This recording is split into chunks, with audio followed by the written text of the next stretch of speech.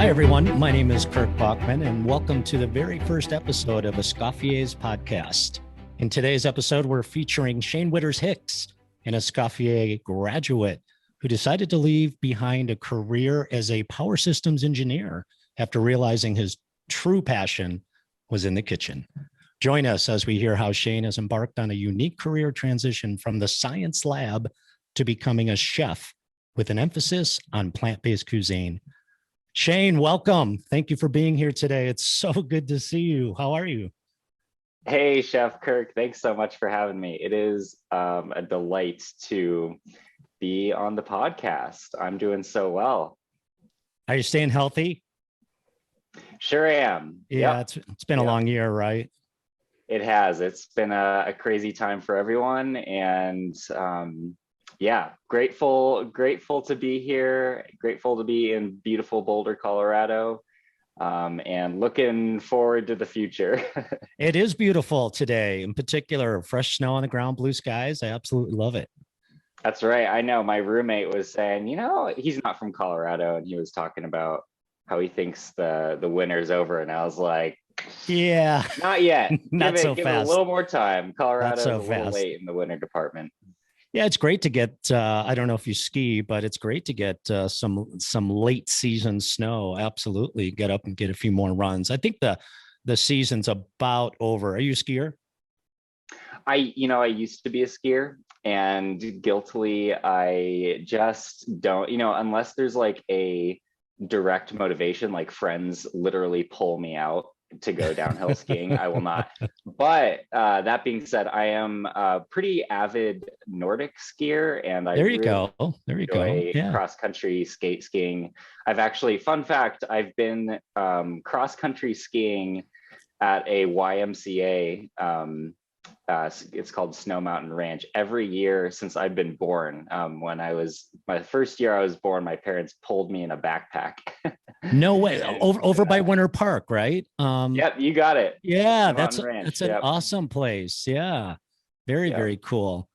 Well, let's talk food, buddy. Let's talk, I've spent so much time over the last, people don't know, a couple of years that I've known you, right? And we talking about food and your experience at Escoffier and next steps and all that. And I realized as I was thinking about our time together today that I never really asked you why you made the move from a career in engineering to culinary arts. What fueled that decision? Absolutely. Yeah, gosh, I guess we never did talk about that transition. It was a big one for sure, as I'm sure anyone who has made a big career change can relate to. I was working, I got my degree, bachelor's degree in physics. And directly after my college experience, I started working at one of the Department of Energy labs called the National Renewable Energy Laboratory, doing power systems engineering. And so, working in that field of renewable energy, I am still very passionate about that subject. I still think it's very important, obviously. And my line of work was related to how we're going to switch how we're going to transition our electric grid, which is very dated, very, very old and archaic, essentially, to a more modern electric grid. You've probably heard the term smart grids before. Sure. And so it was related to that kind of work. And I was more involved in the computer programming aspect of that. So yeah, again, very good work, very passionate about that still. But, I just spent a lot of time sitting at my desk and thinking, Shane, what the heck? You are spending way too much time thinking about food. I was thinking about what I was going to be cooking that evening, what projects I wanted to tackle in the kitchen instead of projects I wanted to tackle related to renewable energy and electric grids. And it just became, to be quite honest, ultimately clear after a couple months that I was devoting too much thought energy in the direction of the culinary industry and not enough thought energy into my actual work. And although I was getting work done, I was still fulfilling my job role. I just felt like, if I can make a go of a culinary career, I would love to find out sooner rather than later. I would not like to put this off. So yeah, one day after I finished that job, I actually stayed up all night one night, really just kind of wrestling with this idea and redid my resume completely. If anybody has made this kind of a similar transition, they probably have encountered the dilemma of like, okay, how do I make myself sound credible enough to get hired on a resume, even though I have no actual professional experience? So I'm trying to I'm on my resume, like, okay, how do I make it sound like I have more experience than I cook in my mom's kitchen? So is that where it started? What did you cook a lot at home with your family? Is that where the passion came from while you sat there at your desk thinking about food and instead of renewable energy? You bet. The origin story is absolutely in my my mom's kitchen. She's a fantastic home cook. I have great memories of having a flour dusted face when I was like 2 years old, rolling pastries out and things like that. And, nothing too fancy, but I definitely developed a love for it there. And I think it really blossomed in college. In between my physics projects, I'd get relief. I'd come up for air by going into the dorm room kitchen with friends and whipping together homemade pizzas and calzones and pastas and just really fun comfort food. I love that. I love that story. And it's a very common story among a lot of great cooks and passionate cooks that, they were there in the kitchen with their grandma or their mom. And that's a beautiful story. I love it. So cooking in college, what came first, Escoffier or the industry? Did you go into the industry and sort of do a few odd things in the kitchen and then came to Escoffier? Is that how it worked? You got it. Yeah. Okay. I was actually pretty passionate about that point. Culinary school did occur to me. I've always considered myself a big student at heart. Love learning. I know I will be a lifelong learner. And so I felt like I actually originally planned to go do higher education for physics, because you can't do very much with just a bachelor's in physics. You really need to go on to get either a master's or a PhD to actually do some solid research. So higher education was always, I think, in the cards for me. And so when I made the transition to the culinary school, absolutely, I was thinking, okay, how am I going, what's the next step as far as education? But after doing some research, I really felt passionate that I don't want to just jump in, what's the expression, green behind the ears, very inexperienced essentially into culinary school, because I'd heard too many stories of people having absolutely no restaurant experience and going to culinary school thinking they're hot stuff. And and then just being, and no offense to them, I think a lot of people do that and it probably ends up working out just fine for them. But I think the issue is that a lot of people do that and then they leave culinary school, go into a restaurant setting and find that they had no idea what they were in for. So I really wanted to get some solid experience in a restaurant kitchen before I went to culinary school. So yeah, I worked for about 1.5 years in the industry, which I know isn't a really long time, but it definitely allowed me to get my hands a little dirty in the restaurant industry and see what that actually feels like. Feel the burn of the line before I actually went and got the theory, the academia behind it all. So no, I think it was a good way to do it. It's brilliant. Yeah, that there's a lot of value in getting a taste of it, right? Pun intended, before you fully dive in. So now fast forward, you're an entrepreneur, which is super, super cool. Let's talk about the Soulful Spread. The Soulful Spread, sure. That's your company, right? That's right. And it's still pretty new. It hasn't been around. It still kind of feels like my thought child, even though it's definitely been up and going for a couple months now. But yeah, back in, oh gosh, it was pretty deep into the pandemic. I think I created it in September of 2020. So just a few months actually after I officially graduated from Escoffier. Uh, Escoffier, as the listeners might know, requires you to do a real industry externship out in the field. Mm-hmm. And I conducted mine as a pastry cook at a farm to table bistro here in Boulder.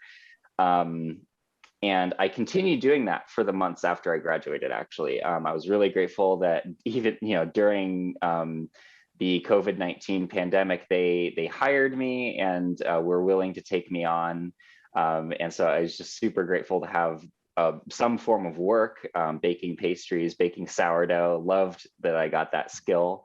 But I just felt like the structured 9 to 5 Monday through Friday, it just, I wanted to try something different. It's not that structured lifestyle didn't work for me. I've done that before and I do enjoy aspects of it, but I just kept learning more and more through experience that I operate best in my home kitchen when I'm my own boss. I control my own schedule. And as I'm sure entrepreneurs out there listening can relate, when you have that flexibility in your life to be your own boss, it comes with a lot of perks. It's really nice, Well, in a it's lot of ways. motivating. It's super motivating, right? It's hard to believe, Shane, that over a year has passed. Yeah, I seriously. can recall, you did a few classes for us, plant-based classes on the weekends, and you and I were talking a lot about Portland, Oregon, and sort of the plant-based centric scene up there, and we were talking to a few places, and then the pandemic really kind of settled in. You know, so what kind of planning went into, that's how you adapted, right, to the pandemic? You had an entrepreneurial spirit, you wanted to do your own thing, you were motivated. It was that your sort of outlet to adapt to the changing world around you?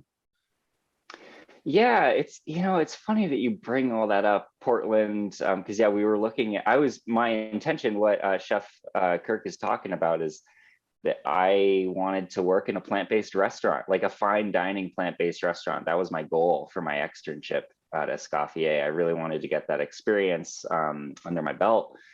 And I think I still would like to do that at some point, see what the real plant-based experts are doing. If you haven't learned by now, that's where my passion lies, in plant-based cooking and eating, and plant-based food innovation in particular. But yeah, I guess I've never really defined the soulful spread as like my adaptation to the pandemic, but I think you're not wrong about that. If things had been different, I probably would have ended up in Portland. Mm-hmm, But mm-hmm. as it became very clear, it just was a wiser choice to stay put where I was, to continue working at that farm to table bistro. And it was through that experience working here at home that I learned that I like to work from my own home. And that's where the private chef company started. And the soulful spread has two components. If you don't mind me just explaining No, the absolutely. structure, it's half a private chef services company. So I cook for clients here in the local Boulder and Golden area, the Denver metro area, um, and deliver meals to them. And the other part of it is virtual cooking classes. And I think the virtual cooking classes is the real adaptation to the pandemic, because I found during this time that people have become much more interested in cooking in their own kitchens. People who perhaps previously were not interested in cooking, I think have become a lot more interested in, oh yeah, how do I make good food from home? Because suddenly they have to. They're suddenly responsible for making 3 meals a day for their kids, for their partners, for their families. And it's become a lot more important to a lot of people to become skilled in the kitchen. And I think I definitely capitalized on that interest and started offering these virtual cooking classes. And I found that there was an interest, and people started taking me up on it. So through Zoom, I'd start offering tailored, customized cooking classes to individuals, to families, to couples, things like that, which differed from my previous offerings, which was in-person cooking classes. Like you mentioned, I loved teaching in-person cooking classes with Escoffier. That was such a blast. Really grateful to you for making that a possibility and making that a reality. And before that, I was teaching cooking classes on a volunteer basis at Alfalfa's Market here in Boulder. Was a chef instructor at Food Lab, where I taught a lot of kids how to bake cakes and make homemade pasta and things like that. So yeah, cooking classes, teaching has been a part of my life for a couple of years now, really ever since I got started in the industry. And I found that I just love doing that. So yeah, that's kind of the story behind the Soulful Spread. Oh, and you've got such a talent. I'll get you back here in the kitchens teaching eventually. That Fingers crossed. I'll hold you to it. That I promise you. That I promise you. So I want to go back. You've mentioned private chef a couple of times. I think it's a fascinating outlet. I think it's a fascinating job path. How is that different? The entrepreneurial piece of it. You're doing the ordering. You're doing the menu design. Speak a little bit more about being a private chef as a career path for our listeners. Totally. Yeah. It's a fun learning curve, as any entrepreneurial opportunity is. It's a steep learning curve, but I found it to be really fun, if you're into that kind of thing. Suddenly you go from working in restaurants where all the food is ordered by the executive chef or the sous chef and everything's taken care of there. You go from that large scale production to a much smaller scale production, but suddenly you're in charge of it all. And yeah, ordering product, doing your own shopping weekly. You become very acquainted with your local supermarkets, which has been fun. Developing relationships with them, developing relationships with suppliers for to-go containers, whatever serving vessels that you decide your clients like. I went with 100% compostable, recyclable serving containers because I was doing food delivery, whereas a lot of private chefs will actually cook inside of their clients' homes. But this being pandemic era, it just didn't seem like the wisest choice to do that. So I offered delivery, and clients seem to be very happy with that option. So yeah, ordering your own to-go containers is a fun thing. Packaging things, making them look pretty, and making them look pretty even when they arrive at the client's house, which is a whole other process in itself, which I didn't even anticipate. I've never had to think about that before. How do you make a dish not only pretty on the plate when you make it, but to make it hot, ready, and appetizing and delicious looking after it's delivered? I mean, that's was that the toughest part? Itself. Having to sort of forecast out, what does this look like when they open it 20 minutes after I drop it off?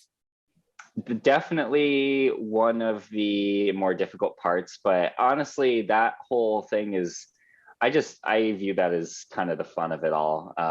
Thinking through that process. And I've always kind of been inclined toward food photography and making things look nice.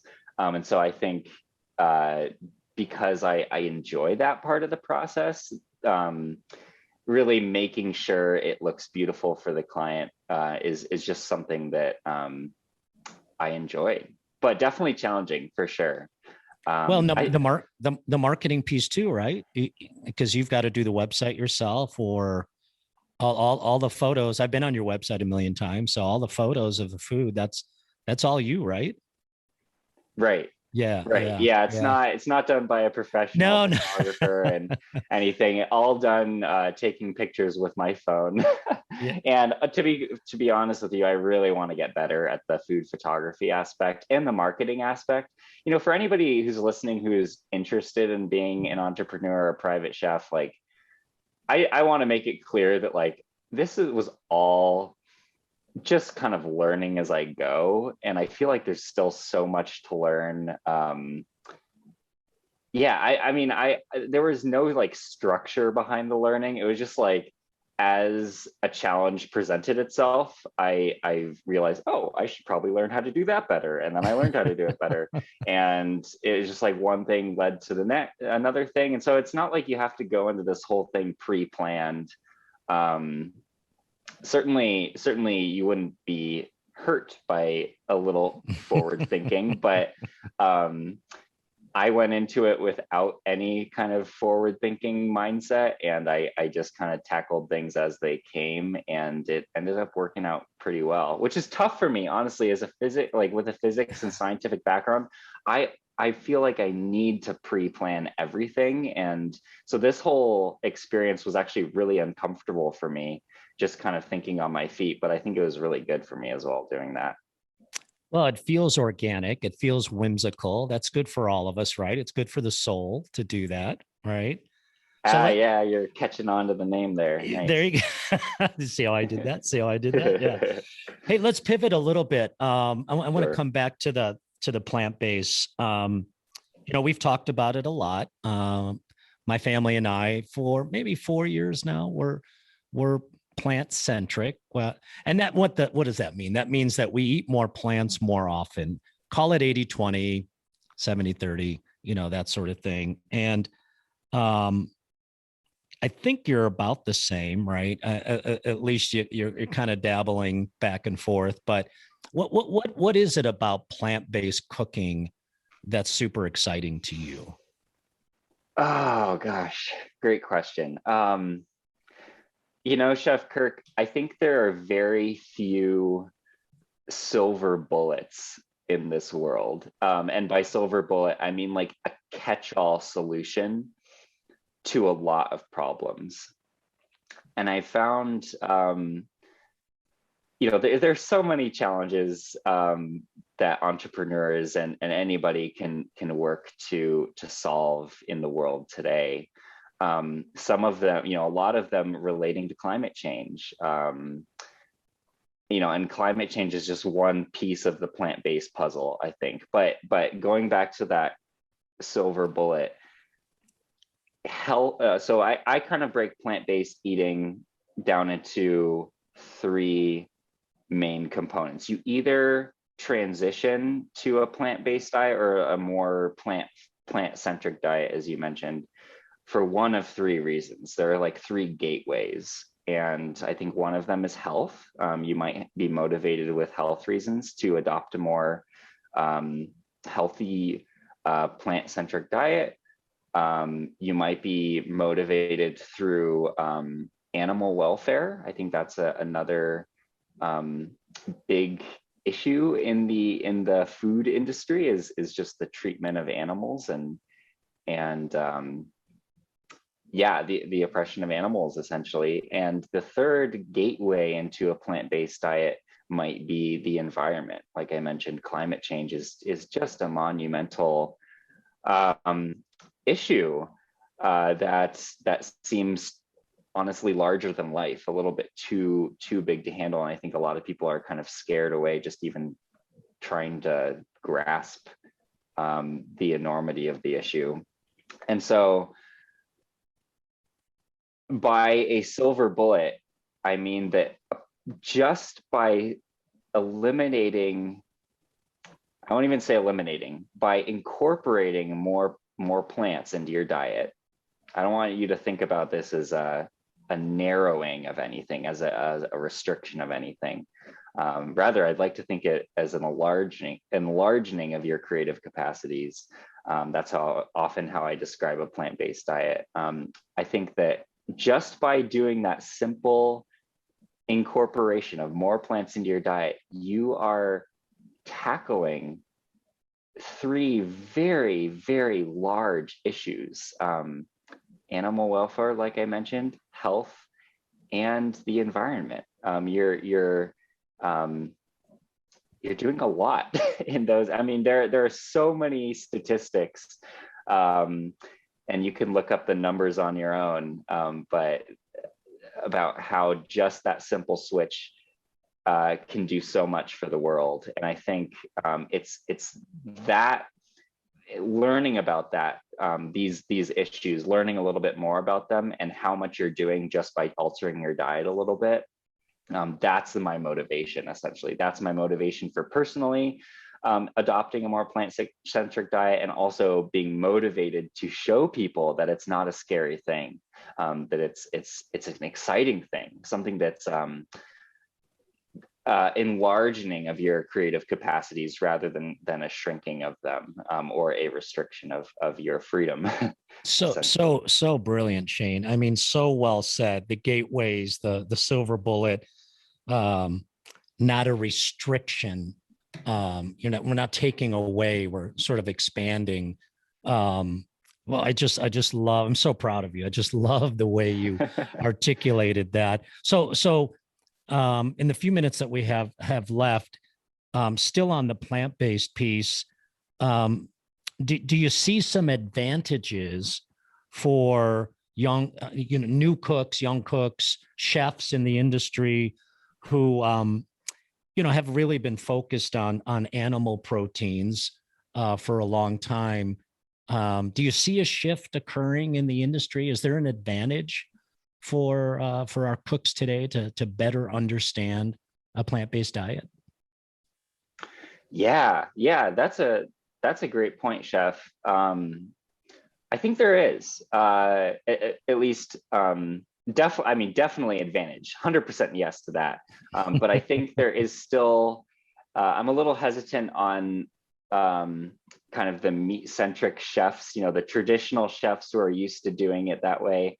There's a lot of resistance still against the idea of a plant-based diet. I've worked in several restaurant settings where the executive chefs, the sous chefs, still see it as a burden, a really big burden to cook for, to accommodate vegetarian and plant-based vegan diets. And there's still that kind of, it's usually more in jest than in seriousness, and they're just like, oh, why do I have to cook for this vegan customer? So there's still a resistance to it. But I think, to answer your question, I think it's slowly melting away. And I think as society becomes more excited about this topic, which it definitely is in many clear ways. I mean, just look at the amount of plant-based companies popping up around the world.